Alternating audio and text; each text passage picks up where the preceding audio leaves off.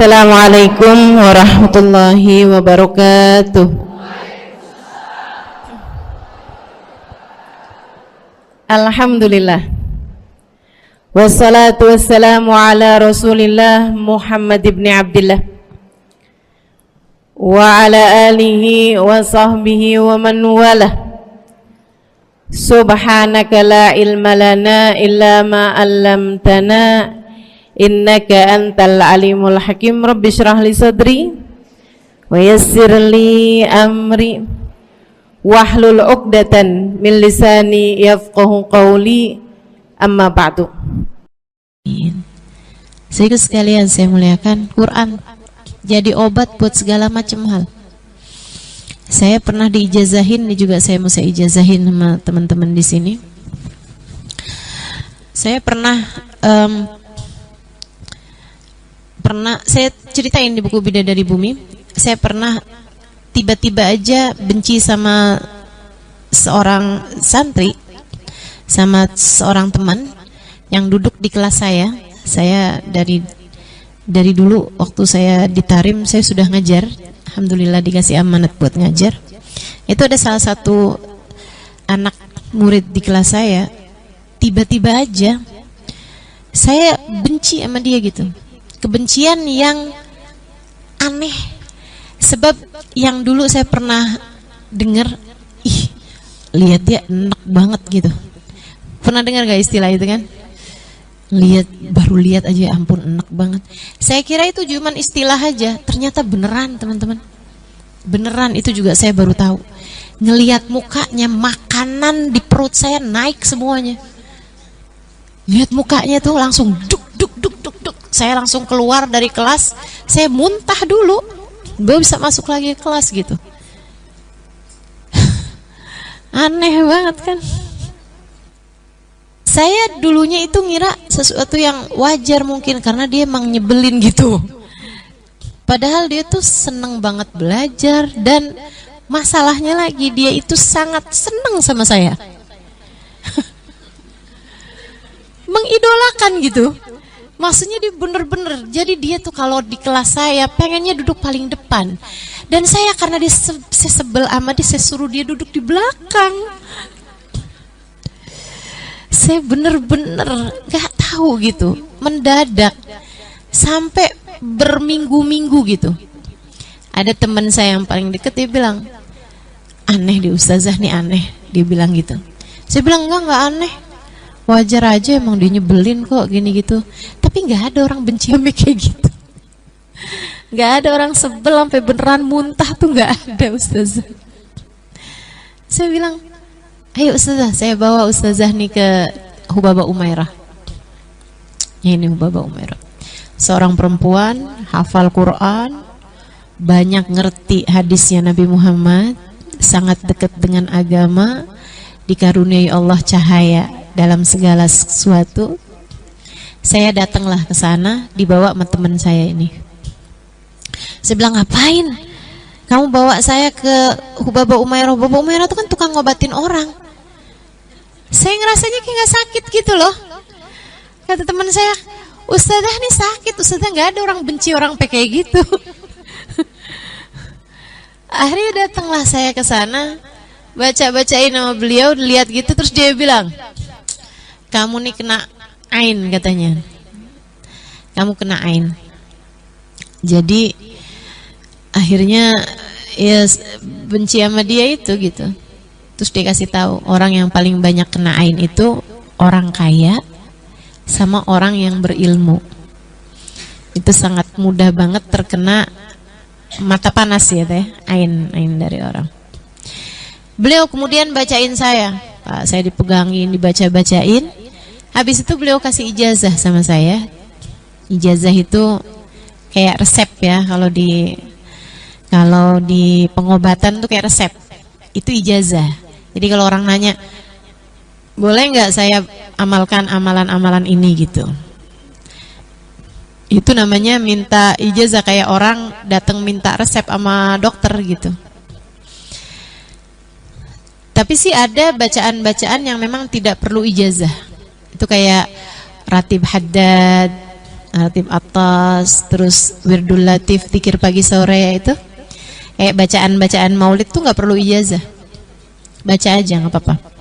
Itu kayak ibarat obat tuh, Panadol, Bodrek, vitamin gitu. Tuh nggak perlu resep gitu. Tanpa resep ya. Tapi ada juga amalan-amalan tuh yang perlu resep gitu. Nah, ini salah satu dari yang saya mau resepkan kepada teman-teman. Hubabah Umairah kemudian kasih ijazah sama saya, Al-Imam, nanti tiap kali kamu habis selesai salam sholat, pegang dada Muna, baca Alam Nasroh 4 kali. Nah itu kalau diijazahin tuh nggak usah pakai nanya, kok 4? Udah ikut aja, itu tuh kayak diresepin gitu ya, 2 kali 1 gitu. Nggak usah pakai kenapa 2 kali 1, 3 kali 1 aja gimana? Nggak bisa, 1 kali 1 aja. Yaudah kalau kamu mau sehat ya udah gitu. Itu. Jadi beliau ngasih ijazah saya baca Alam Nasroh sambil pegang dada, 4 kali baca Alam Nasroh, langsung begitu habis selesai salam sholat. Ini silahkan diamalkan saat hati kamu sedang enggak karu-karuan, ya, sedang kayak berantakan, entah itu dilanda cemburu kah, entah itu dilanda galau, entah itu kesel, entah itu marah, entah itu merasa sepi sendiri, tak ada yang menemani, gundah gulana, menderita, merana.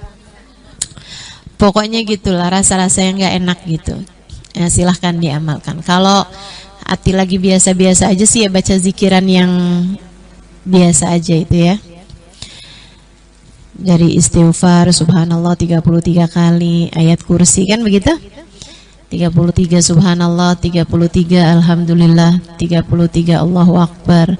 Akhiri dengan la ilaha illallah wahdahu la syarikalah lahul mulku wal hamdu yuhyi wa yumitu huwa ala kulli syai'in qadir. Ini kalau hati lagi berantakan nih, Al-Qur'an nih bisa jadi hudan, bisa jadi petunjuk. Dengan kalau kita mengamalkannya dalam keadaan-keadaan tertentu. Ya itu dia. Kalau hati lagi berantakan, kayaknya ada nih yang hatinya lagi berantakan di sini. Nah, itu silahkan habis selesai salam sholat langsung baca Bismillahirrahmanirrahim, Alam Nashrah laka sadrak, tangan kanannya pegang dadanya, baca Alam Nashrah laka sadrak wa wada'na anka wizrak, diawali dengan Bismillah ya, 4 kali Alam Nashrah. Saya ijazahkan, qabiltul ijazah. Fatihah ila ruhi Hubabah Umairah, anallaha yaghfir laha warhamha wa yataghasha birrahmah wal maghfirah uskinul jannah birahmati sya'allah. Al-Fatihah. Bismillahirrahmanirrahim. Alhamdulillahirabbil alamin. Ar-Rahmanir-Rahim. Maliki yaumiddin. Iyyaka na'budu wa iyyaka nasta'in. Ihdinas siratal mustaqim. Siratal ladzina an'amta 'alaihim ghairil maghdubi 'alaihim waladdallin. Amin. Nabi pun juga banyak ngajarin sesuatu dengan pakai ayat-ayat Quran. Assalamualaikum warahmatullahi wabarakatuh.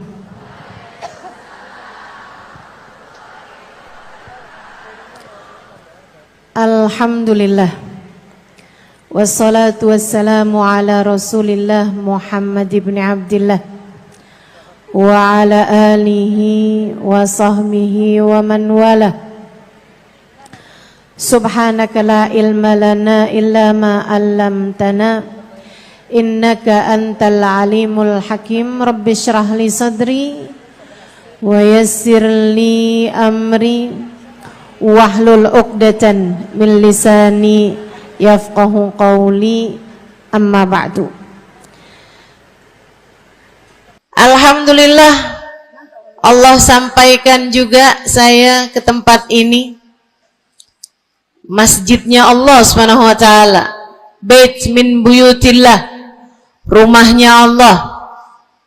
Mudah-mudahan kita udah disampaikan di rumah Allah di dunia. Allah sampaikan pula ke Baitullahil Haram di Mekkah. Dan Allah sampaikan pula di tempat keridhaannya surga Allah di akhirat nanti insyaallah. Amin ya rabbal alamin. Rabbi la tukhzini yawma yub'atsun yawma la yanfa' mal wala banun illa man atallaha biqalbin salim. Kata Nabi Ibrahim yang Allah tuliskan dalam Al-Quran, ya Allah, jangan kecewakan aku, jangan buat aku susah pada hari di mana Engkau membangkitkan hamba-hambamu.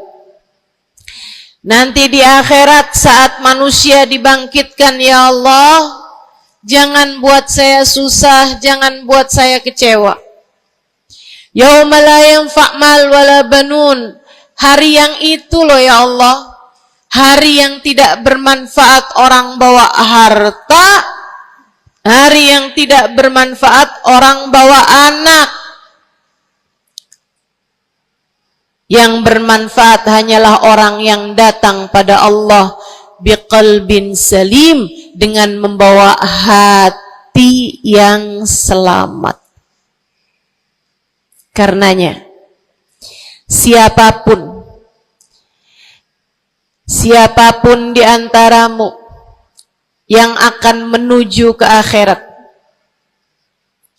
semua dari kita menuju ke akhirat. Siapapun di antaramu yang kepengen di hari akhiratnya nanti menjadi orang yang tidak susah, menjadi orang yang tidak sedih, menjadi orang yang tidak kecewa, menjadi orang yang tidak ketakutan, menjadi orang yang berhasil. Siapa di antaramu yang kepengen di hari akhiratnya nanti berbahagia, bersukacita? Siapa yang kepengen di hari akhiratnya nanti bergembira?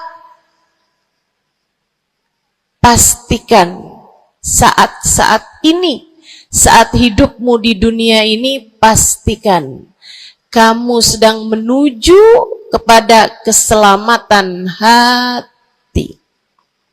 Hatimu selamatkan. Hatimu selamatkan, teman-teman. Hatimu selamatkan.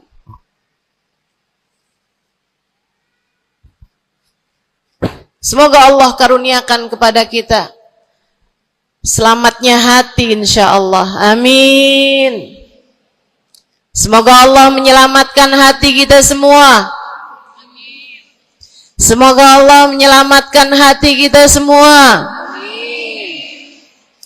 Nabi kita Muhammad menyebutkan dalam salah satu hadisnya,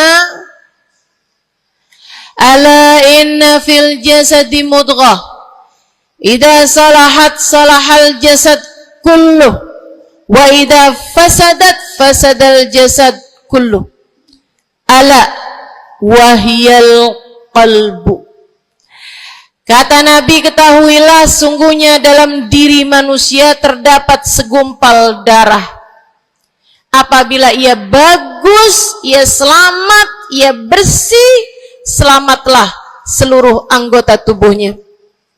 Apabila ia rusak, ia hancur, ia gelap, ia mati, maka hancur pulalah seluruh anggota tubuhnya. Ala wahiyal qalbu, ketahuilah segumpal darah tersebut bernama hati.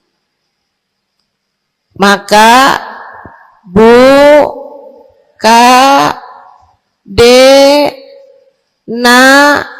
nek, banyak nenek-nenek di sini.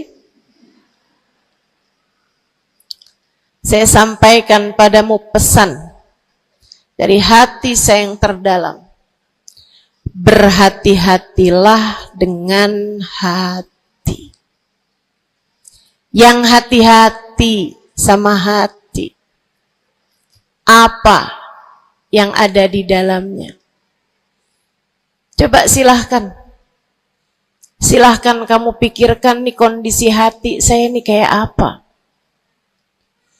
Kita kalau badan lebih gampang ngerasainnya. Saya kalau ditanya, Ustazah lagi sakit? Iya. Sakit apanya Ustazah? Kaki. Saya bisa jawab. Tapi kalau kamu ditanya misalnya, gimana kabar hati kamu?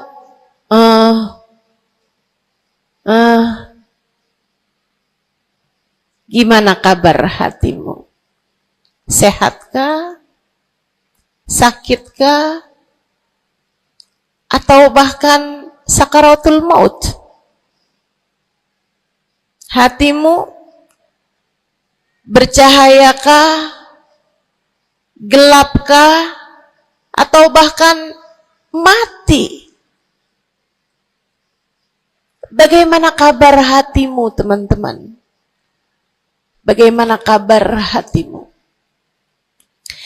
Innallaha la yanzur, kata Nabi Muhammad dalam hadis yang lain.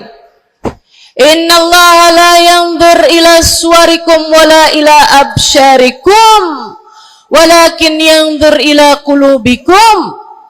Sungguhnya Allah tidak melihat kepada badan kalian, Allah tidak melihat kepada warna kulit kalian. Allah nggak peduli hidung kamu mancung ataukah pesek. Allah nggak peduli kulit wajahmu mulus ataukah berjerawat. Allah nggak peduli kamu tinggi ataukah pendek. Allah nggak peduli warna kulitmu semacam apa. Yang Allah Subhanahu wa taala lihat, yang Allah Subhanahu wa taala perhatikan adalah hatimu. Adakah ia mulus? Adakah ia penuh dengan penyakit-penyakit? Yang Allah pandang darimu adalah hatimu. Nih, sekarang saat kamu duduk sama rata di tempat ini, teman-teman. Meskipun ada yang lebih tinggi, ada yang lebih rendah, tapi kita duduk nih sama-sama di tempat ini nih. Nilaimu di mata Allah bukan seberapa dekat jarak antaramu dengan saya. Nilaimu di mata Allah bahkan bukan bergantung dari jam berapa kamu datang. Ketika kamu sama rata duduk di tempat ini, yang Allah pandang darimu adalah hatimu. Sedang berada di manakah saat ini? Yang duduk di tempat ini sembari mikirin ntar pulang enaknya makan apa ya?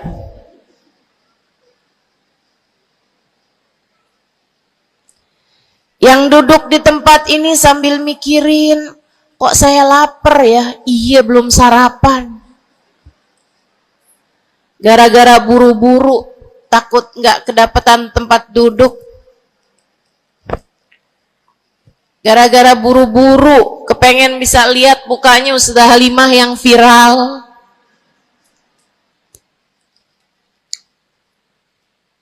Hatimu. Allah melihat darimu, nilaimu di hadapan Allah. Nilaimu di hadapan Allah saat ini bukan bergantung dari seberapa awal kamu datang, bukan bergantung pada hal-hal yang lainnya, akan tetapi yang Allah lihat darimu adalah hatimu. Adakah Allah di dalamnya? Adakah Allah di dalamnya? Adakah Allah di dalamnya? Pun demikian dengan kamu saat sholat, pun demikian saat kamu sedang sedekah. Semuanya masalah hati, teman-teman. Semua masalah hati. Kata guru saya Sayyidil Habib Umar bin Hafid, al-madar kullal madar fi salahil gulub. Urusan segala urusan, sumber segala macam urusan, dasar segala macam urusan ada pada bagusnya hati. Kalau udah hatinya bagus, bagus semuanya. Kalau udah hatinya busuk, busuklah semuanya. Semoga Allah selamatkan kita dari busuknya hati. Semoga Allah selamatkan kita dari busuknya hati. Amin ya rabbal alamin. Dunia, akhirat, masalah semuanya ada pada hati. Karenanya yuk kita bahas, gimana sih caranya nyelamatin hati? Yang pertama, kalau kamu pengen tahu caranya nyelamatin hatimu, yang pertama,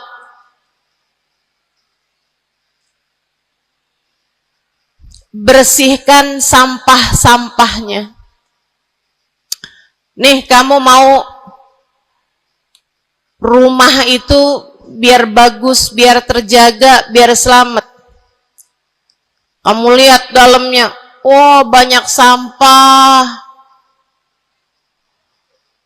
banyak noda, banyak kotoran. Dari mulai kotorannya cicak, ayam, sampai mungkin anjing, karena lama nggak ditempatin. Karena lama nggak ditempatin. Ada banyak di antara kita yang kondisi hatinya semacam itu. Sampah begitu banyak dalam hatinya. Ada banyak di antara kita umat Islam yang kondisi hatinya semacam itu. Begitu banyak sampah di dalam hatinya tersebut. Semoga Allah selamatkan semuanya. Amin. Maka hal pertama, kalau kamu kepengen punya hati yang selamat, yang nomor satu adalah bersihkan hatimu dari semua sampahnya, keluarin. Apa sampahnya hati? Dosa-dosa yang telah kamu lakukan. Idza aznabal abd nakat fi qalbihi nuqtah sauda. Kata baginda kita Nabi besar Muhammad,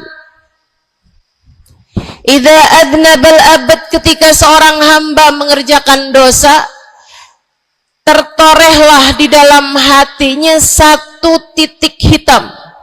Sampahnya hati. Kamu tiap kali bikin dosa, dosa apa aja?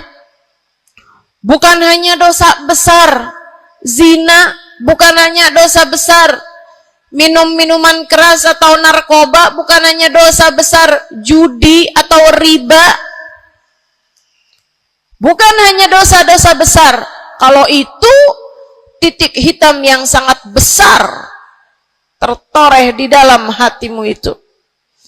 Bahkan dosa-dosa kecil, sekedar marah-marah sama suami, atau ngambil uang suami.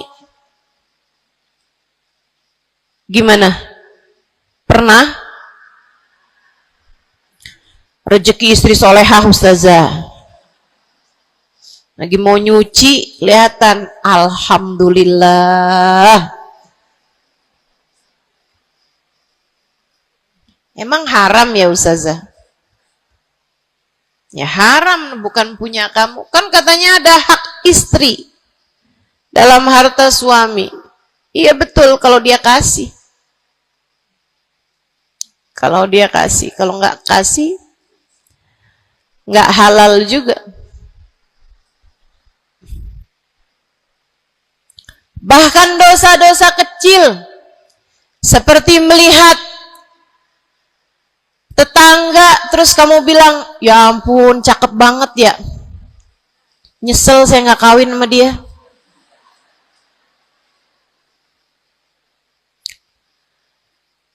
dosa. Seperti memandang seseorang dengan pandangan menghina. Seperti membicarakan aib orang lain. Setiap kali kamu berbuat dosa, apapun bentuk dosanya, satu titik hitam tertoreh di dalam hatimu itu. Ini istighfar wa tab. Musih. Kalau dia beristighfar, kalau dia bertaubat, dihapuslah titik hitam tersebut. Wa illa, kalau enggak, ya tetap aja ada. Kamu bikin dosa lagi, bikin dosa lagi, bikin dosa lagi, bikin dosa lagi. Enggak pernah istighfar, enggak pernah memperbaiki diri. Aurat tidak kamu tutup dengan baik. Sehingga akhirnya setiap kali kamu keluar dilihat oleh laki-laki yang bukan mahrammu. Satu titik hitam, satu titik hitam, satu titik hitam. Sampai terkadang hati seseorang dipenuhi dengan titik-titik hitam. Hatinya menjadi legam.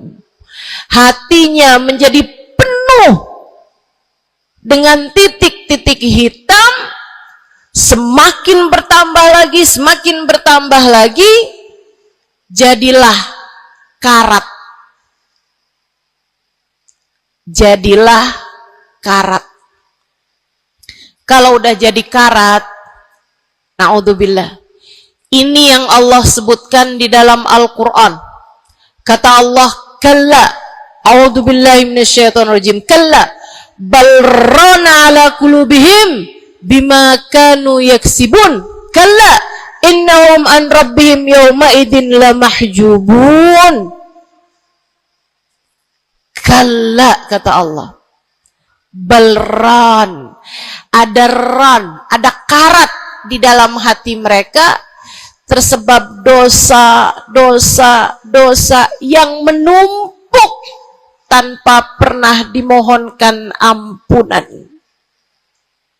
Kalla innahum an rabbihim yawma idzin lamahjubun. Orang kalau hidup bawa karat hasilnya apa? Orang kalau hidup bawa karatnya hati hasilnya apa ya Allah? Kalla innahum an rabbihim yawma idzin lamahjubun. Orang yang hatinya punya karat, pada hari tersebut ia akan terhalang dari Allah Tuhannya. Guru saya Sayyidil Habib Umar bin Hafid menyampaikan tafsir mengenai ayat ini. Kata Habib Umar bin Hafid, tidak mati dengan membawa iman. Orang yang hatinya penuh dengan karat, apabila datang ajal menjemput, iman terkeluar, tercerabut dari dalam hatinya, hingga ia pun mati, keluar dari atas muka bumi ini dengan tanpa membawa iman Islam. Dia keluar dari atas muka bumi ini bukan sebagai hamba Allah, bukan sebagai umat Nabi besar Muhammad sallallahu alaihi wa ala alihi wasallam. Dia meninggal dunia dalam keadaan su'ul khatimah. Na'udzubillah min dzalik. Jangan biarkan karat memenuhi hatimu. Jangan biarkan hatimu dosa-dosa yang telah kamu lakukan menjadi berkarat dalam hatimu itu. Saya kesian sama kamu. Nggak apa-apa. Hidup terus-terusan ngontrak, nggak apa-apa. Hidup nggak pernah punya kendaraan sendiri, nggak apa-apa. Nggak pernah punya HP yang canggih, nggak apa-apa. Saya hidup di atas muka bumi ini, nggak pernah ada yang datang melamar saya. Jadinya sampai di usia di atas 30-an tahun, saya masih menjomblo ustazah. Nggak apa-apa. Ustazah, saya udah menikah 10 tahun belum ada anak juga ustazah. Nggak apa-apa. Ustazah, suami saya kawin lagi ustazah. Nggak apa-apa.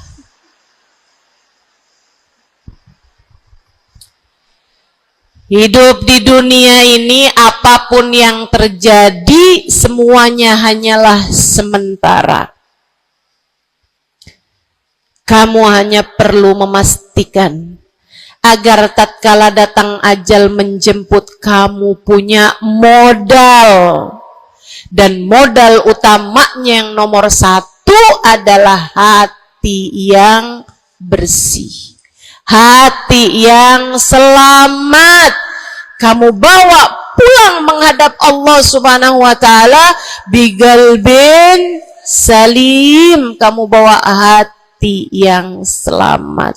Insya Allah. Mati nggak bawa suami nggak apa-apa. Mati nggak bawa anak nggak apa-apa. Nggak bakalan jadi pertanyaan malaikat raqib atid. Tapi mati harus dengan membawa hati yang selamat. Mudah-mudahan Allah karuniakan. Mudah-mudahan Allah karuniakan.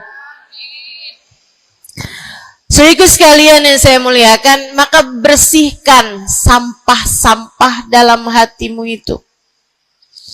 Caranya gimana nih, ustazah? Dosa-dosa saya emang udah banyak banget. Saya di masa muda, di masa remaja, bahkan sampai udah tua juga nih, bergelimangan dengan dosa demi dosa. Banyak dosa saya ustazah. Saya zaman muda berada dalam masa jahiliyah. Dosa, segala dosa saya kerjakan. Apa yang harus saya lakukan?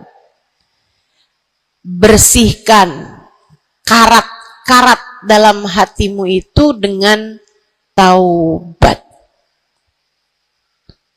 Minta ampun sama Allah. Minta ampun sama Allah. Kamu perlu nangis sama Allah. Kamu perlu sungguh-sungguh minta ampunan sama Allah. Dosa segede gunung, kalau Allah mau melemparkannya ke dalam lautan ampunan, inna kaba'irad dunubi ful ghufrani kalamami. Katanya sahibul burda, sesungguhnya dosa-dosa besar dalam lautan ampunan, ia hanyalah seperti buih di dalam lautan. Gak ada artinya apa-apa kalau Allah mau ampuni. Dosa sebesar apapun, kalau Allah mau ampuni gak ada artinya. Tapi dosa sekecil apapun, kalau Allah mau perhitungkan, kamu gak akan selamat. Saya sampaikan padamu atas nama cinta. Dosa sekecil apapun yang kamu lakukan, jika ia tidak berjumpa dengan ampunan Allah, kamu bisa tidak selamat. Iblis nyembah Allah 70.000 tahun lamanya. Sujud di atas bumi, dia sujud, bumi dihancurkan, Allah naikin dia ke langit. Di atas langit dia sujud, ganti-ganti posisi sujudnya. Karenanya Imam Ghazali dalam kitabnya Minhajul Abidin mengatakan, ma min buq'ah minal ard was sama, tidak ada satu jengkal tanah baik di bumi ataupun di langit illa waqad sajad iblis fihi sajdah. Iblis udah pernah sujud di sana, di semua tempat di bumi maupun di langit. Paling banyak ibadahnya. Ternyata bukan seorang wali. Paling banyak ibadahnya. Ternyata bukan seorang nabi. Kalau hitung-hitungan panjang-panjangan ibadah, ibadahnya iblis lebih panjang daripada siapapun dari makhluknya Allah Subhanahu wa ta'ala yang pernah tinggal di bumi ini. Akan tetapi dia nggak nurut. Iblis ibadah 70.000 tahun. Nggak nurut sekali doang, sekali aja. Wa idh qulna lil malaikati isjudu li Adam fasajadu illa iblis. Ketika kami memerintahkan seluruh makhluk yang ada di langit, seluruh malaikat kami perintahkan, wahai malaikat-malaikatku, sujudlah kalian kepada Adam. Fasajadu, mereka semuanya sujud, illa iblis, kecuali iblis doang, tantang petenteng gak mau sujud. Allah tanya, ma manaka antas judali Adam id amartuk? Iblis, apa yang bikin kamu gak mau sujud kepada Adam, padahal aku yang telah memerintahkanmu? Bukankah kamu selama ini sujud di bumi, di langit untuk menyembahku? Sekarang aku perintahkan padamu untuk sujud. Kenapa kamu gak mau sujud padanya? Iblis gak bilang, ya Allah, kan perintahnya tadi malaikat, saya kan bukan malaikat ya Allah. Gak gitu. Gak gitu. Saudariku sekalian yang saya muliakan, bahkan iblis gak bilang, males ya Allah saya sujud, lagi bisulan, misal. Enggak gitu juga. Makanya orang yang meninggalkan taat karena malas, karena bodoh misalnya, itu lebih dimaklumi teman-teman daripada yang kayak iblis ini nih.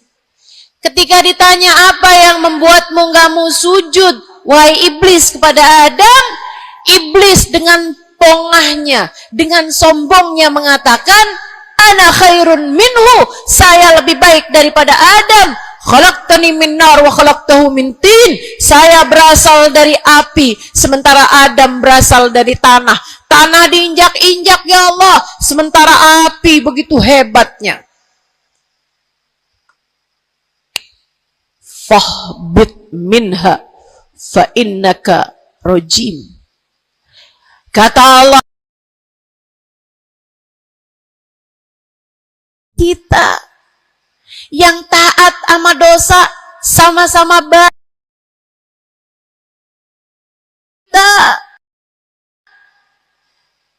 Yang mungkin dosa kita lebih banyak daripada taat kita. Kayak katanya Habib Ali Habsyi, kadang ada orang Islam, malaikat raqib yang nyatet pahala nganggur berbulan-bulan. Sementara malaikat atid yang nyatetin dosa sibuk bener. Gimana dengan kita? Iblis hanya satu saja melanggar aturan Allah. Allah kemudian mewahyukan padanya, keluar kamu wahai iblis dari surgaku, sesungguhnya kamu terkutuk. Kamu, kalau Allah mau memperhitungkan satu saja dosa kamu, kamu nggak akan selamat. Saya sampaikan padamu, iya kamu, semua yang dengerin saya. Kalau Allah mau memperhitungkan satu saja dosamu, kamu nggak akan selamat. Kamu tidak akan selamat. Tapi kan saya anaknya Fulan bin Fulan. Tapi kan saya keturunannya Fulan bin Fulan. Tapi kan saya istrinya Fulan bin Fulan. Bu, Kak, Dek, Nak, nggak selamat siapapun kamu. Anaknya Nabi Nuh, nabinya Allah tenggelam. Pamannya Nabi Muhammad, paman baginda kita Nabi besar Muhammad, Abu Lahab, Allah tuliskan kehancurannya, kecelakaannya, kebinasaannya di dalam Al-Quran. Mau siapa yang kamu andalkan? Tapi kan saya udah banyak bikin taat. Saya tiap malam bangun tahajud. Kamu nggak nyampe seujung kukunya ibadah iblis. 70.000 tahun. 70.000 tahun. Sujud pada Allah SWT di tiap jengkal tanah. Nih tanah yang sekarang kita jejak ini pernah dibikin sujud sama iblis. Waktu iblis tinggal di atas muka bumi ini. Tapi semuanya nggak manfaat. Kalau Allah mau memperhitungkan satu saja dosa hambanya, ia tidak akan selamat. Sebab Allah hanya mau menerima hati yang tidak ada sampah di dalamnya. Sebab hanya berkenan menerima hati yang tidak ada noda-noda di dalamnya. Sampah hatimu bersihkan, dosa-dosamu taubati. Mintalah ampun kepada Allah. Mintalah ampun kepada Allah. Bangunlah di waktu malam, mandilah dengan mandi taubat. Saat-saat mandimu kamu bilang dalam hatimu, ya Allah, sebagaimana air membersihkanku dari segala kotoran-kotoran di badanku, ya Allah, bersihkanlah dosa-dosaku dengan hujan ampunanmu. Kemudian sholatlah 2 rakaat, 4 rakaat, sholat taubat. Kemudian sesudahnya mulailah kamu ingat dosa-dosamu. Mulailah kamu ingat dosa-dosamu. Dari sejak kamu balik sampai sekarang ini. Betapa ia telah menggunung. Betapa ia telah melumuri dirimu itu. Betapa ia telah menjadikan dirimu kotor.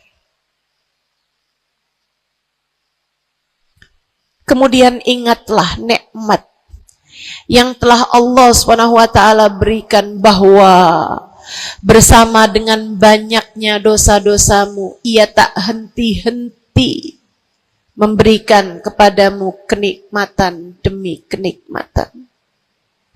Bahwa meski matamu berulang-ulang kau pandang yang haram dengannya, Allah masih membiarkan matamu dapat melihat. Betapa meskipun telingamu berulang-ulang kamu pakai untuk mendengarkan aib-aib orang, nyatanya sampai sekarang telingamu masih dapat mendengar. Betapa lisanmu, berapa banyak hati tersakiti dari lisanmu itu. Mertuamu kamu sakiti, suamimu kamu sakiti, anakmu bahkan kamu sakiti. Bodoh banget sih jadi anak. Astagfirullah, astagfirullah. Kamu kok bandel banget sih, mama nyesel punya anak kayak kamu. Astagfirullah.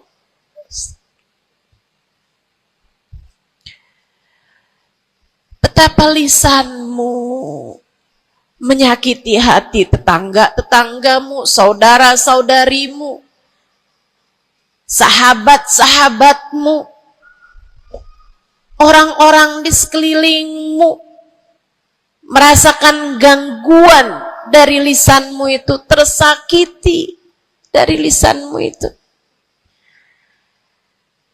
Tapi meskipun entah sudah berapa banyak dosa tercatat dari lisanmu, Allah masih tetap membiarkan lisanmu dapat berbicara sampai saat ini. Nikmat tak henti-henti Allah berikan kepadamu, bukan? Betapa durhakanya diri kita. Namun betapa penuh rahmatnya Allah kepada kita. Betapa berlumurannya kita dengan dosa-dosa. Namun betapa Allah bersama dengan segala dosa-dosa yang kita lakukan, tak henti-hentinya membanjiri kita dengan kenikmatan. Wa in ta'uddu ni'matallahi la tuhsuha. Kalau kamu mau hitung nikmatnya Allah, kamu tak akan pernah mampu menghitungnya. Sesudah kamu ingat-ingat dosamu, kamu ingat nikmat Allah kepadamu, kamu ucapkan seperti ucapan baginda Nabi Muhammad.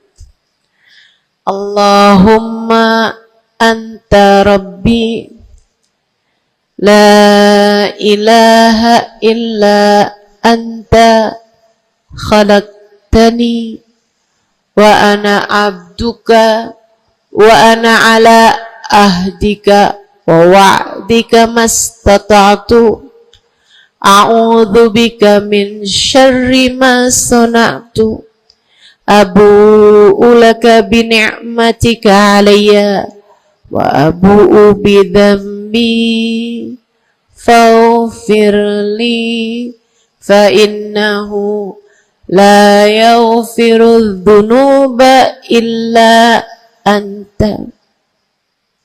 Ya Allah, Engkau adalah Tuhanku. Tak ada Tuhan kecuali Engkau. Aku adalah hamba-Mu yang Kau perintahkan buat taat, yang Kau perintahkan untuk menepati janji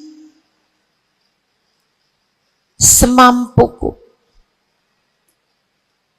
Ya Allah, aku berlindung dari buruknya perbuatan yang telah aku lakukan.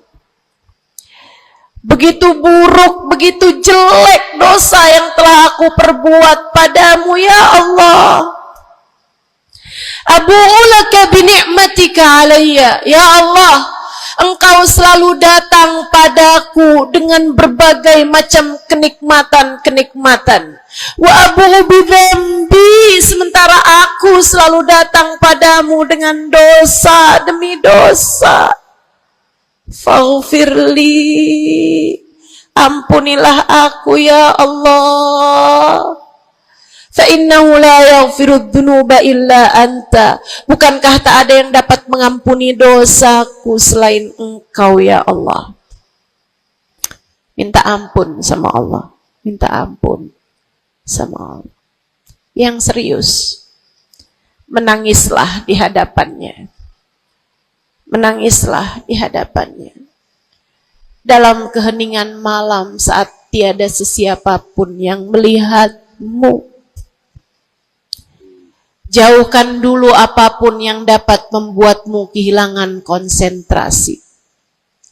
Jangan lagi khusyuk-khusyuk begitu tiba-tiba kedengaran suara Shopee.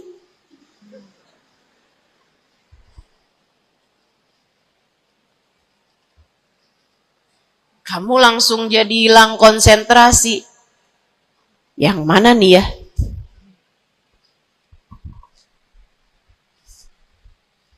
Bismillah. Kalau kamu pengen punya hati yang selamat, nomor 1 adalah taubat. Taubatan nasuha. Taubat yang sungguh-sungguh. Nyesel telah berbuat dosa. Meninggalkan dosa-dosa tersebut. Berjanji untuk tidak mengulanginya lagi. Jika dosanya terkait sama manusia, ada syarat keempat yang harus dilakukan, yaitu meminta maaf kepada orang yang telah engkau sakiti hatinya tersebut. Yang kamu habis bikin dosa sama dia, minta maaf.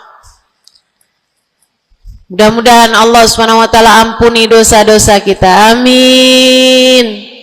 Semoga Allah ampuni dosa-dosa kita. Amin. Ketika ada seorang ulama ditanya, ya Syekh, wahai Syekh, kalau saya nih punya banyak hajat nih, punya banyak permintaan, tapi waktunya sempit buat doa, doa apa yang seharusnya saya panjatkan? Misalnya nih, lagi sebentar nih bisa kepegang Hajar Aswad, lagi sebentar nih bisa ada di depan Ka'bah, lagi sebentar nih bisa ada di dekat makam Nabi Muhammad sallallahu alaihi wasallam. Sesudah kita ucap salam kepada baginda Nabi, ini apa nih yang harus saya minta kepada Allah? Hajat saya banyak, sementara waktu saya sempit buat doanya. Apa yang harus saya mintakan? Apa sebaik-baik hajat yang perlu kita mintakan di saat tidak banyak waktu untuk memintanya kepada Allah? Syekh tersebut menjawab, is'alil maghfirah, mintalah ampunan dari Allah.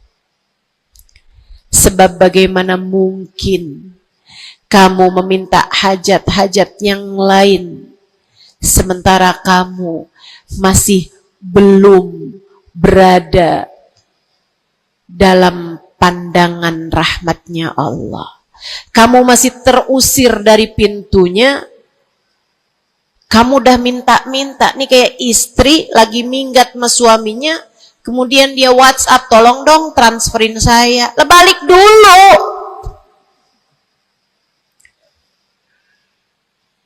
Baru minta. Tiap kita ngerjain dosa adalah tiap langkahan kita menjauh dari Allah Subhanahu wa ta'ala. Tiap kali kamu mengerjakan dosa adalah langkahan-langkahanmu menjauh dari Allah Subhanahu wa ta'ala. Karenanya mendekat dulu, masuk dulu, Allah bukain pintu dulu, baru deh silahkan minta yang lainnya. Kalau sempit waktumu, mintalah ampunan dari Allah Subhanahu wa ta'ala. Ini kan kerjaan kita nih suka salah-salah kalau doa. Giliran lagi ada hujan nih, wah doa mustajab, langsung, ya Allah jodoh ya Allah. Yang cakep, yang ganteng, yang kaya, yang setia, yang soleh, banyak bener. Padahal kalau ngelihat dirinya kagak ada pantes-pantesnya. Kalau kamu pengen jodoh yang soleh, solehahkan dulu dirimu itu.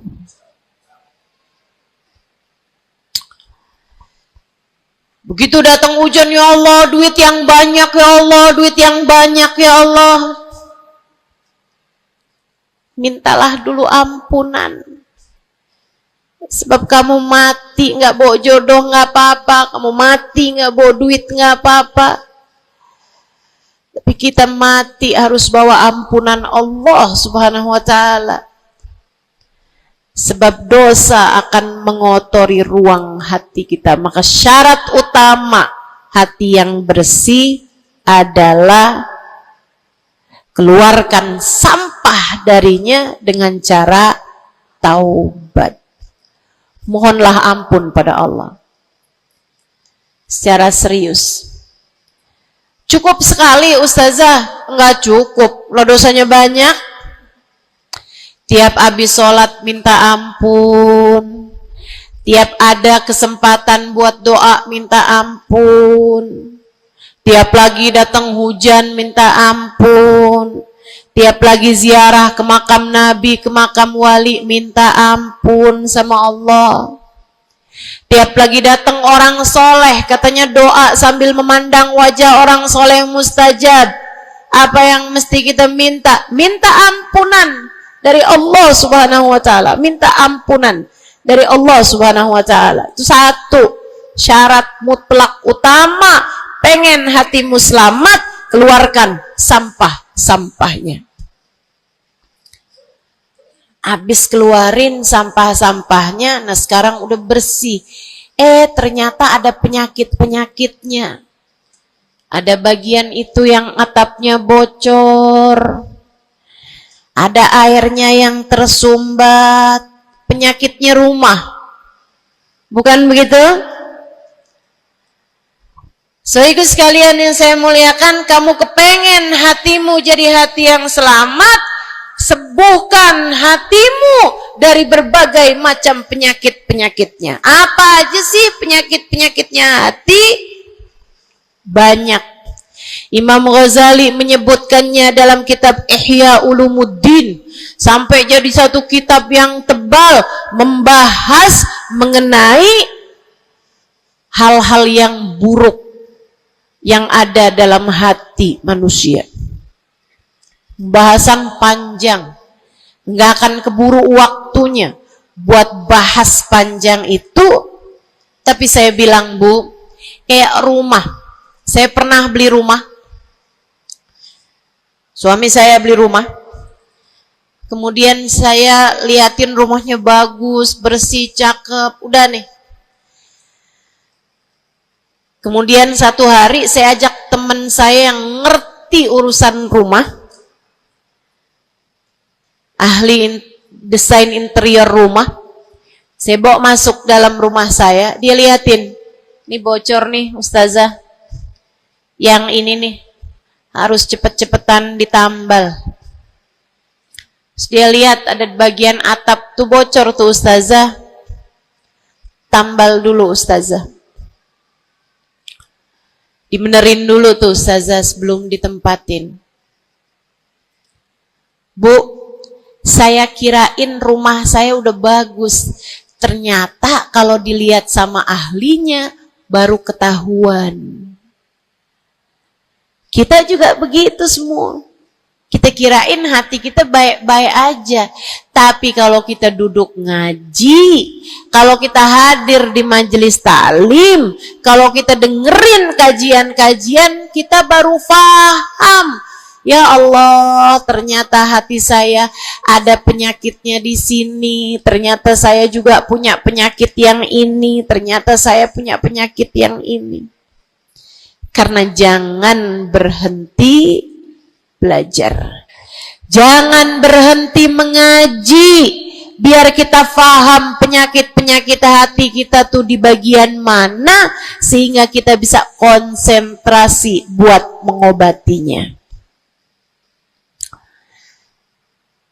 Ada tuh bagian atap yang dibilangin sama temen saya nggak terlalu peduli. Saya liatin kecil aja kok. Sampai satu hari, untung aja saya nggak ada di bawah situ. Jebol atap rumah saya. Banjir rumah saya. Gara-gara atap yang berpenyakit yang tidak diberesin. Begitu pula dengan hati kita. Cari tahu apa penyakitnya. Cari tahu apa obatnya. Dengan kamu duduk mengaji.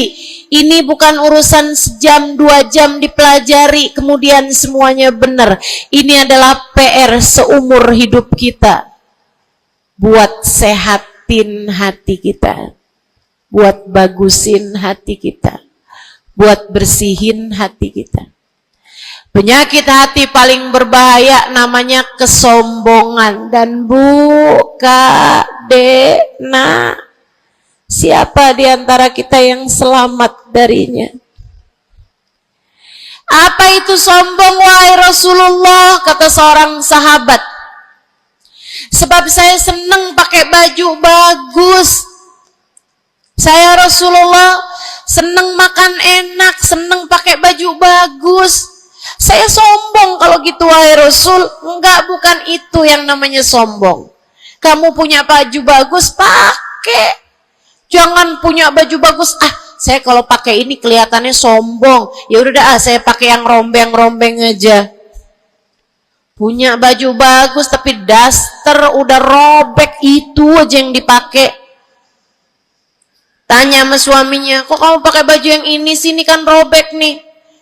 Enak, adem. Adem yang lihat, adem yang make, gerah yang lihat.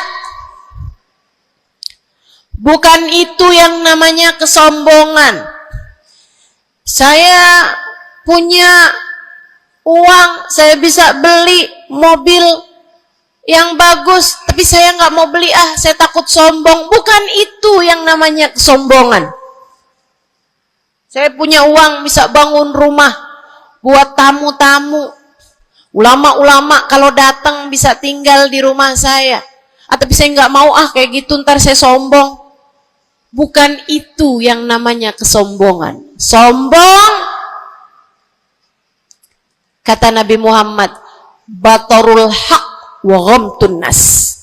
Sombong adalah menolak kebenaran dan menghina orang lain, merasa diri lebih baik daripada orang lain.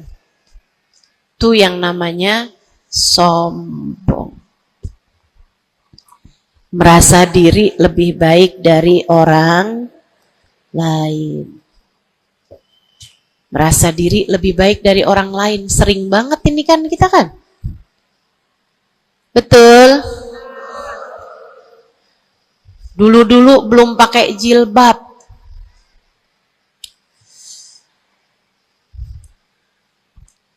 Nggak ngerjain taat yang namanya menutup aurat. Habis itu kemudian pergi majelis, hadir kajian pakai jilbab, rapi banget. Bahkan tumpuk-tumpuk. Ustadzanya pakai jilbab 1 lapis, dia pakai 3 lapis. Tapi dia ngelihat orang-orang yang belum pakai jilbab, ya ampun, belum dapat hidayah, sian. Saya rasanya kepengen buat bisikin sama dia, Mbak, Israel udah deket. Boleh nggak sih Ustazah, saya bisikin di telinganya, malaikat penjaga neraka kirim salam. Astagfirullah. Dulu kamu berbuat dosa dengan membuka auratmu, kini kamu berbuat dosa dengan dosa kesombongan. Itu namanya bukan taubat. Itu namanya bukan hijrah. Itu namanya pindah dosa. Dari satu dosa membuka aurat menjadi dosa kesombongan. Dan bisa jadi di hadapan Allah dosa kesombongan lebih besar nilainya daripada dosa membuka aurat. Bisa jadi. Bisa jadi. Para ulama mengatakan, rubba maksiatin awrathat dhulla ahabbu ilallah min ta'atin awrathat kibra. Terkadang kemaksiatan yang melahirkan rasa rendah diri di hadapan Allah lebih Allah sukai daripada ketaatan yang melahirkan kesombongan. Hati-hati. Hati-hati sama hati. Jangan biarkan kesombongan merusak hidupmu. Jangan. Ada banyak para istri yang merasa dirinya lebih mulia daripada suaminya. Banyak. Hati-hati, hati-hati. Saya belajar dari umi saya.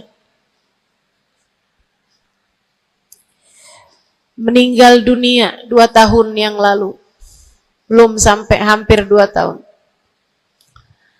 Saudariku sekalian yang saya muliakan, saya sering bilang sama umi saya, Mi, maafin saya Mi ya. Umi saya bilang, Nak, maafin Umi ya. Umi punya salah sama kamu nggak kurang daripada salah kamu sama Umi. Umi punya dosa sama kamu pasti lebih banyak daripada dosa kamu sama Umi.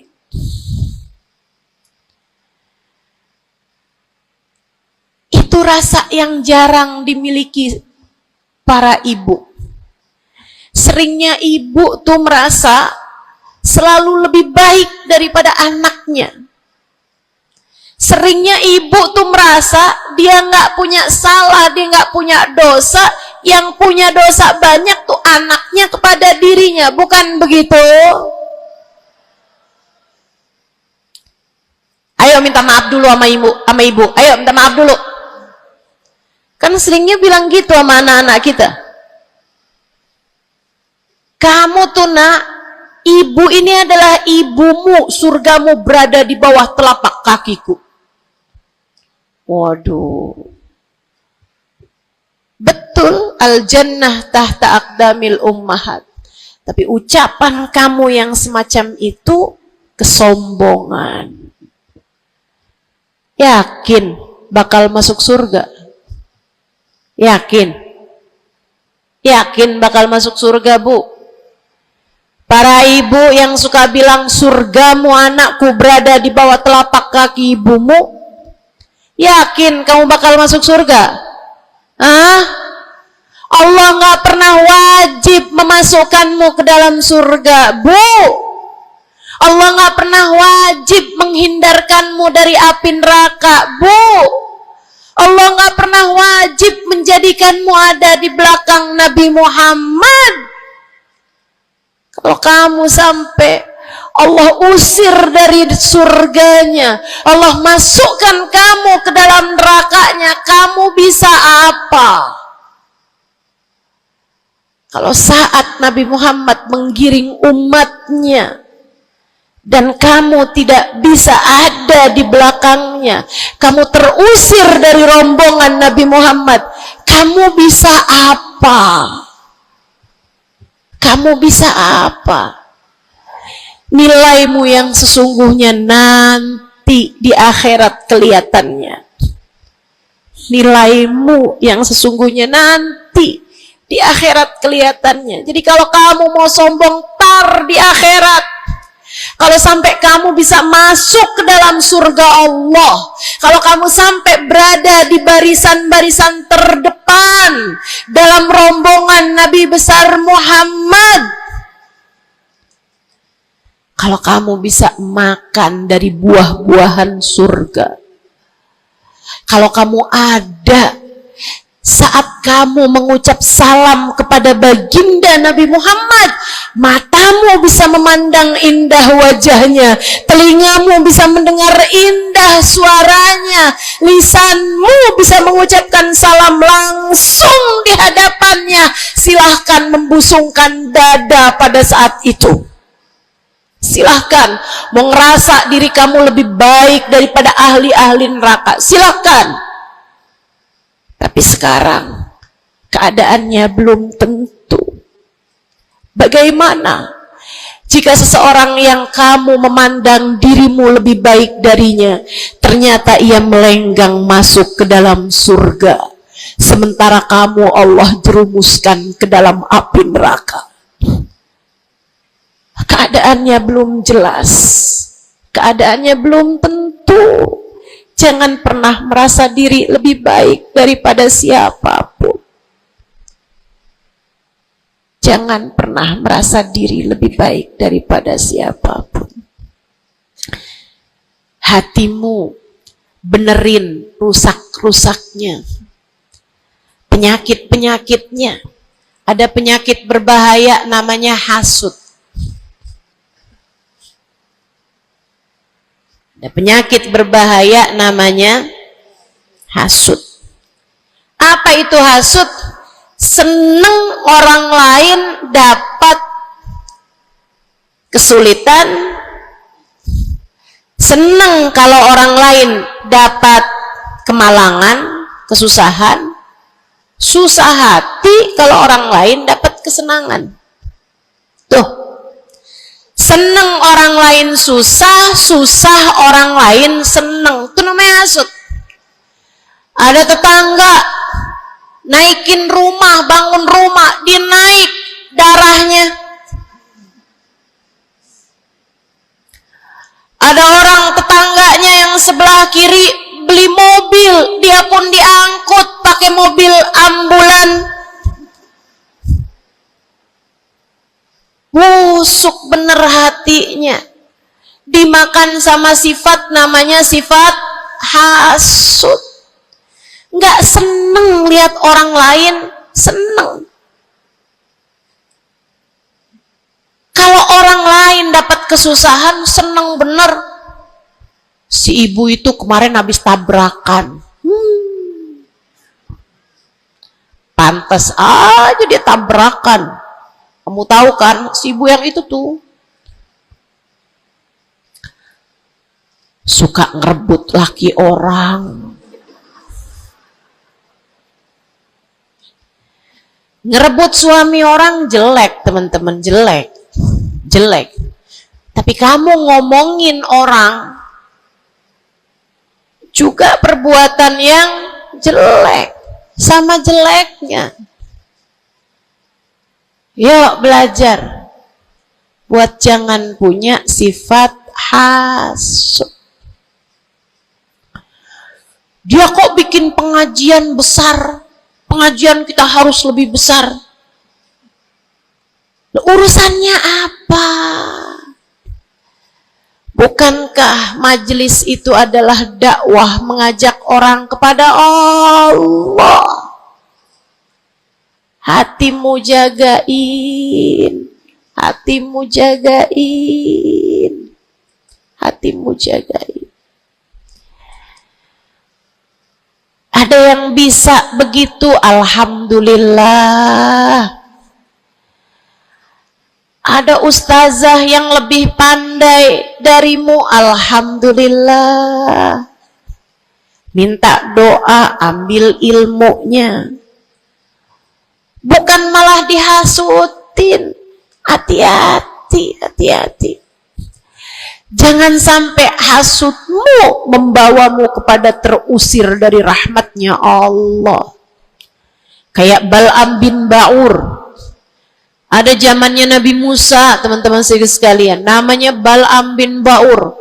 Ilmunya tinggi, sampai kabarnya jamaahnya juga banyak, semua orang dengerin kajiannya. Ini saya serem nih, Soalnya sekalian nih, ngeri banget nih. Ini buat orang kayak saya nih, ngeri banget nih pembahasan ini nih. Ada orang berilmu, pinter banget, namanya Bal'am bin Ba'ur, zamannya Nabi Allah Musa. Jamaahnya banyak, kalau dia hadir kajian, semua orang di kampungnya hadir semuanya. Imam Ghazali cerita, dia sampai-sampai dari ilmunya tingginya, Allah kasih sama dia ilmu yang tinggi. Kalau dia ada dapat pertanyaan yang dia nggak tahu jawabannya, dia doa bisa lihat jawabannya langsung dari Lauhil Mahfuz. Kurang pinter apa? Kurang berilmu apa? Kurang hebat apa? Kurang dekat apa sama Allah? Kamu jadi ustazah, berapa banyak ilmumu? Kamu jadi seorang pendakwah, berapa banyak ilmumu? Kamu yang dianggap sebagai ulama, berapa banyak ilmumu? merunduklah. Saudariku sekalian yang saya muliakan, si Bal'am bin Ba'ur, kabarnya sampai para malaikat turun ikut serta mencatat pelajaran-pelajaran yang dia berikan.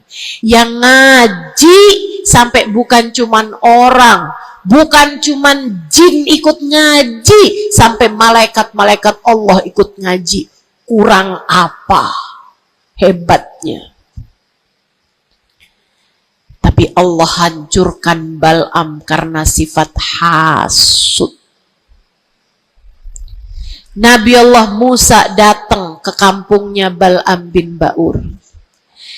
Jamaahnya Bal'am bin Ba'ur semua datang kepada Nabi Musa. Nabinya Allah, tentu saja semua datang.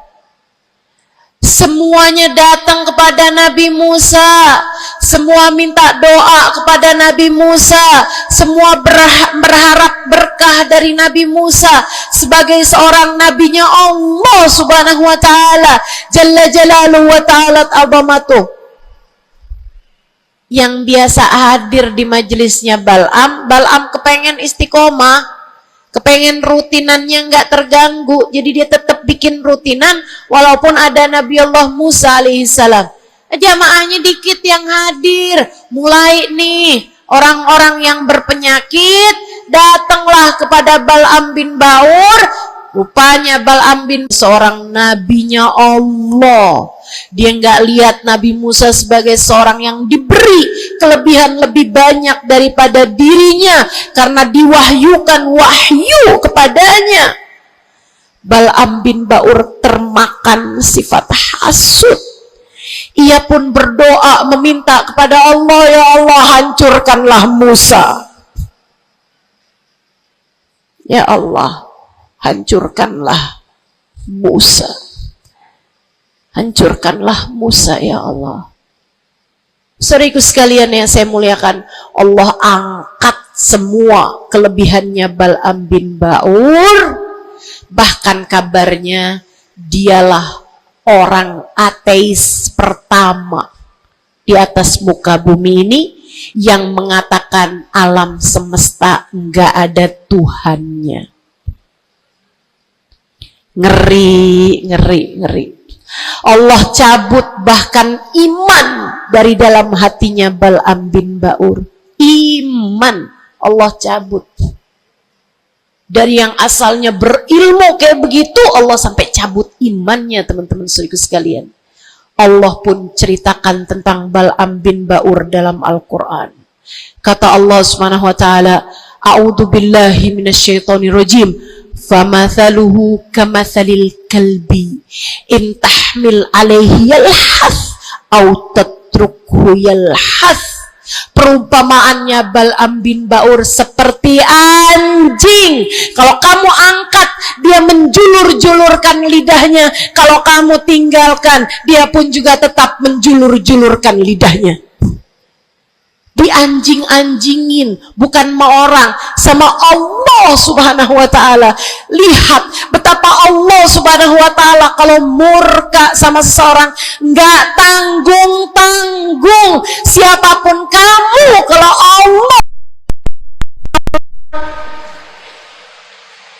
Allah murka sama kamu, nggak tanggung-tanggung murka Allah. Bahkan kepada seseorang yang dibukakan lauhil mahfud kepadanya, Allah jadikan dia seperti anjing, kata Allah dalam Al-Quran. Jangan berani-berani punya sifat hasud. Ingat, kalau ada orang diberi kelebihan lebih daripada kamu, ingat, yang ngasih kelebihan itu satu, namanya. Kalau ada seseorang tertimpa kemalangan, jangan sok-sokan merasa diri lebih baik daripada orang tersebut. Ingat, yang ngasih kemalangan kepadanya hanya satu, namanya Allah. Hati-hati sama sifat namanya sifat hasud. Satu, bersihkan hatimu dari sampahnya yaitu dosa dengan cara taubat dan mohon ampun terus-terusan. Kedua, benerin rusak-rusaknya hatimu, penyakit-penyakitnya hatimu, yang terutamanya adalah sifat sombong dan sifat hasud. Hatimu belajar untuk tidak membenci siapapun. Hatimu belajar buat nggak benci sama siapapun. Yang terakhir, kalau kepengen hatimu selamat, hiasi. Kalau rumah nih, udah sampahnya udah bersih, rusak-rusaknya udah dibenerin, udah direnovasi, sekarang tinggal yang terakhir. Apa itu? Hias-hiasi rumahmu. Pasangin horden, pasangin lampu yang bagus, pasangin lantai yang bagus, ditaruhin dekorasi-dekorasi, pajangan-pajangan kamu taro-taro, ada sofa, ada tempat tidur, dihias-hiasi rumahnya. Dicat rumahmu itu dengan warna-warna yang cocok, kan begitu? Hiasi hatimu dengan cinta. Hiasi hatimu dengan cinta. Hatimu ada cinta kepada yang semestinya dicinta. Siapa? Nomor satu Allah, nomor dua, nomor tiga, cintai apapun dan siapapun pada cintanya Allah dan Rasulnya. Cintai ulama karena mereka adalah pewaris para nabi. Cintai habaib dan syaraif karena mereka adalah orang-orang yang punya nasab sambung sama baginda Nabi besar Muhammad sallallahu alaihi wasallam. Cintai keluarga Nabi Muhammad, cintai para istri-istri Nabi Muhammad, cintai para sahabat-sahabat Nabi Muhammad, terutamanya al-khulafaur rasyidin, sadatina Abi Bakar wa Umar wa Uthman wa Ali. Cintai para sahabat Nabi Muhammad, cintai para ulama-ulama kita di sepanjang zaman, cintai Imam Syafi'i, Imam Maliki, Imam Hambali, Imam Hanafi. Cintai para ulama-ulama kita dari atas sampai kepada ulama-ulama kita yang sekarang ada. Cintai siapapun yang bawa Nabi Muhammad, bawa Allah, yang bikin kamu jadi kenal Allah, kenal Nabi Muhammad. Cintai.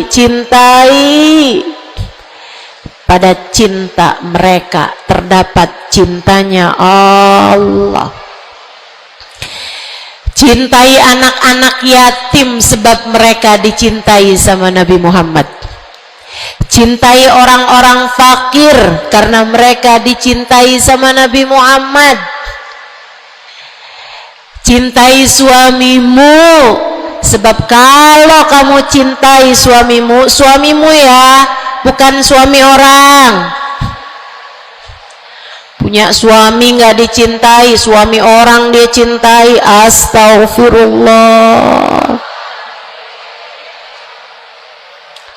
Cintai suamimu, Bu, sebab dalam cintamu kepadanya mendekatkanmu kepada cintanya Nabi Muhammad, mendekatkanmu kepada cintanya Allah. Kamu sayangi, kamu hormati, kamu muliakan suamimu, Allah ridho kepadamu, Nabi Muhammad sayang kepadamu. Cintai orang tuamu sebab Allah memesankan kepada kita untuk cinta kepada orang tua kita. Cintai anak-anakmu sebab mereka umatnya Nabi Muhammad. Mereka umatnya Nabi Muhammad. Nabi Muhammad sangat sayang sama umatnya yang masih kecil-kecil. Nabi Muhammad sangat sayang sama umatnya yang masih belia, masih remaja. Mereka disayangi sama Nabi Muhammad, maka kamu pun harus sayang sama mereka. Yang tua-tua diantaramu sayangin, yang muda-muda diantaramu sayangi. Kata Nabi Muhammad, laisa minna man lam yuqir kabirona walam yarham saghirona. Tidak termasuk diantara umat Islam yang gak hormat sama yang tua, yang gak sayang sama yang muda. Cintai semuanya. Terakhir, cintai dirimu. Sebab kamu umat Nabi Muhammad. Cintai dirimu, sebab kamu hambanya Allah. Jangan merasa diri nggak berharga. Dirimu berharga. Dirimu layak masuk surga kalau kamu taat sama Allah. Jangan menganggap diri nggak ada artinya. Jangan. Kamu berarti sebab ada kalimat paling tinggi di dalam hatimu. Bunyinya kalimat La ilaha illallah Muhammad Rasulullah. Kamu berharga, saudariku sekalian. Kamu berharga. Jangan mau menghinakan dirimu dengan kemaksiatan. Jangan mau menghinakan dirimu dengan merebut suami orang. Jangan mau menghinakan dirimu dengan berharap uang, kemudian kamu meminta-minta kepada orang, kamu mengemis-ngemis kepada orang. Kamu umat Nabi Muhammad, kamu hamba Allah Subhanahu wa ta'ala. Kalimat indah ada di dalam hatimu. Jangan hinakan dirimu itu. Mari terhormat, jalanin sholat, jangan pernah tinggal. Mari terhormat, tutup auratmu, jangan dibuka-buka. Mari terhormat, cintai dirimu, bangun di waktu malam, sholat malam, angkat tangan, minta kepada Allah. Mari terhormat, baca sholawat sebelum tidur. Wahai Rasulullah, saya adalah umatmu, berharap akan dapat masuk surga di belakangmu ya Rasulullah. Mari cintai dirimu sebagai hamba Allah, sebagai umat Nabi Muhammad. Insya Allah. 3 hal itu jika kamu lakukan, bersihkan hati dari dosa-dosa, sembuhkan penyakitnya hati yang ada dalam dirimu, kemudian yang terakhirnya, hiasi hatimu dengan cinta dan kasih sayang kepada siapapun yang ada di atas muka bumi ini. Sayangi aja semuanya, cintai aja semuanya, sebab dalam cinta kepada semuanya terdapat cintanya Allah dan Rasulnya. Saya sakit, tapi saya tetap datang ke Pontianak karena saya sayang, karena saya cinta sama orang-orang Pontianak. Bukan karena Pontianaknya, tapi karena yang berkumpul di sini adalah umatnya Nabi Muhammad. Saya berharap dengan saya datang padamu, umatnya Nabi Muhammad, semoga Nabi kalian berkenan memandang saya dengan kasih sayangnya.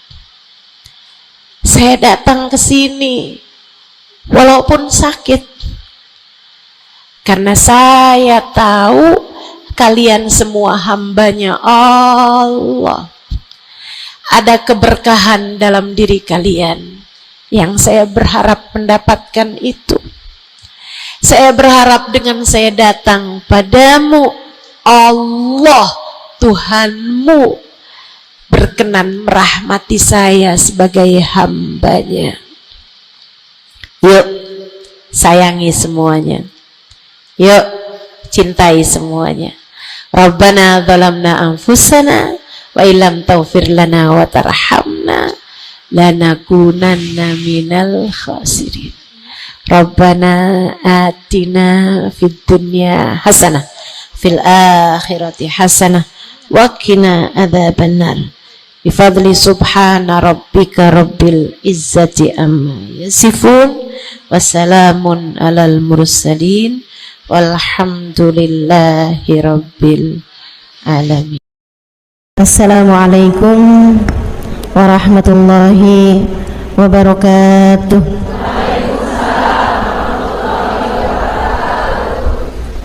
Alhamdulillah, wassalatu wassalamu ala rasulillah Muhammad ibn Abdullah wa ala alihi wa sahbihi wa man wala.